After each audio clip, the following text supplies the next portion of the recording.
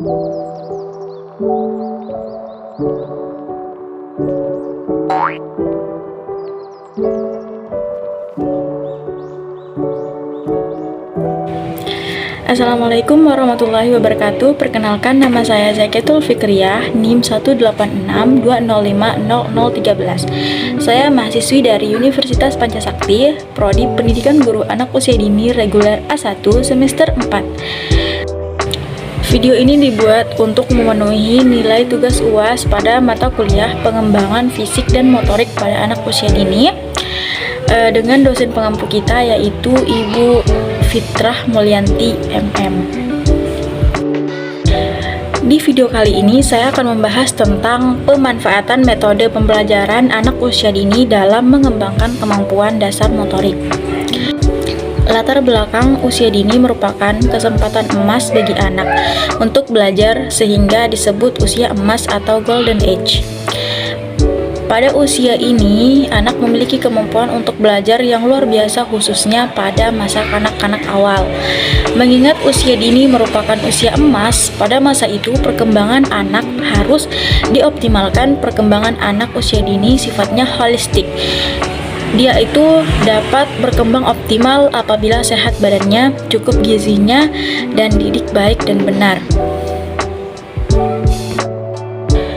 Metode pembelajaran motorik anak.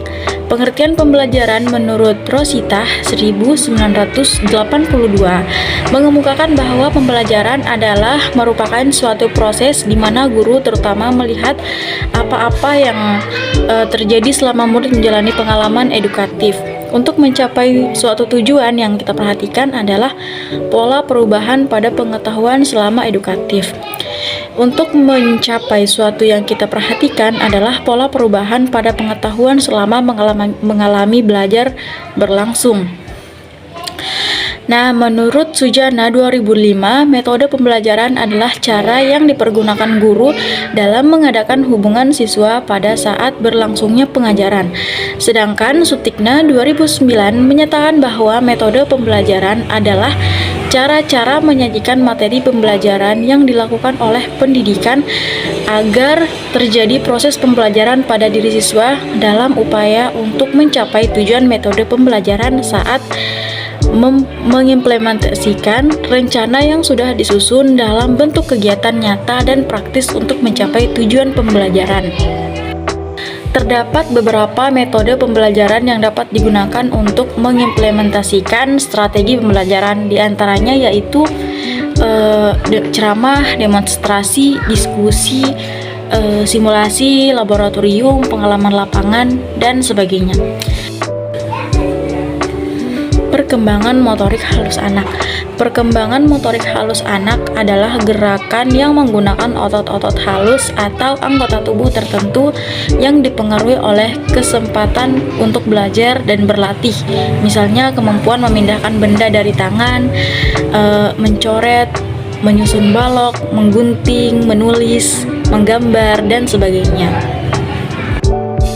Hal-hal yang harus diperhatikan dalam perkembangan motorik halus adalah yang pertama, itu beda anak beda pencapaiannya. Kecerdasan motorik halus anak berbeda-beda dalam hal kekuatan maupun ketetapannya. Anak perempuan cenderung lebih dini dalam kecerdasan motorik halus, terutama soal kecepatannya. Sedangkan anak laki-laki lebih unggul dalam langkah, melempar bola, menaiki atau menuruni tangga. Perbedaan ini juga dipengaruhi oleh pembawaan anak dan simulasi yang didapatkannya. Yang kedua, pencapaian kemampuan. Setiap anak mampu mencapai tahap perkembangan motor halus yang optimal selalu mendapatkan stimulasi yang tepat. Di setiap fase, anak membutuhkan rangsangan untuk mengembangkan kemampuan mental dan motorik halusnya. Semakin banyak yang dilihat dan didengar anak, semakin banyak yang ingin diketahuinya.